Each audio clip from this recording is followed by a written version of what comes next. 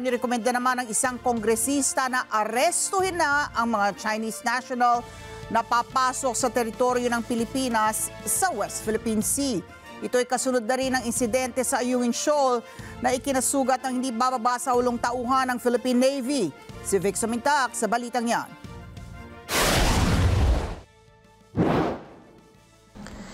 Hindi lang basta pambubuli ang ginagawa ngayon ng Chinese Coast Guard sa West Philippine Sea, kundi lantarang pananakot na. Itong inihayag ni Surigao del Norte Congressman Robert H. Barbers, chairman ng House Committee on Dangerous Drugs, kaugnay ng insidente sa Ayungin Shoal na ikinasugat ng 8 tauhan ng Philippine Navy. Dahil dito, iminungkahi ni Barbers na aristuhin na ang mga Chinese na pumapasok sa teritoryo ng bansa sa West Philippine Sea. Ayon kay Barbers, lumalabis na ang China sa nangyaring pagbangga ng Chinese Coast Guard sa barko ng Pilipinas na nagsasagawa ng resupply humanitarian mission sa mga sundalo na nakatalaga sa BRP Sierra Madre. Sinabi ni Barbers na bagamat hindi pinapansin ng China ang mga diplomatic protest ng Pilipinas, kailangan pa rin itong gawin ng Department of Foreign Affairs o DFA para makuha ang suporta ng international community. The DFA is contemplating on filing another diplomatic protest, no?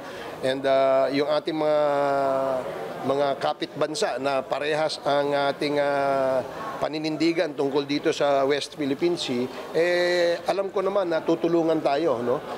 Hindi dun sa punto na magkakagulo, kundi yung doon sa i-insist ng ating diplomatic protest, at ito ay dapat respetuhin ng China. Inihayag naman ni Bukidnon Congressman Jonathan Flores, ang chairman ng House Committee on Government Reorganization, na sobra na ang ginagawa ng China sa West Philippine Sea.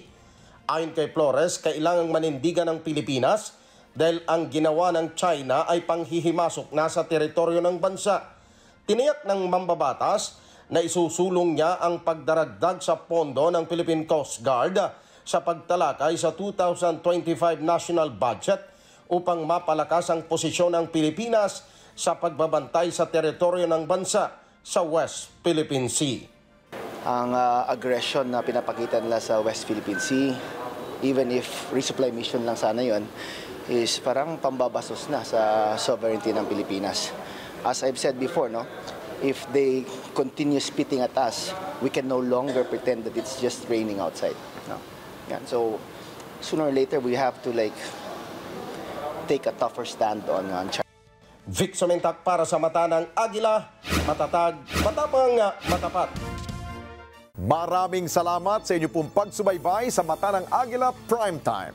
Para malaman ang matatag, matapang at matapat na mga balita, i-follow lamang at mag-subscribe sa @Net25 TV.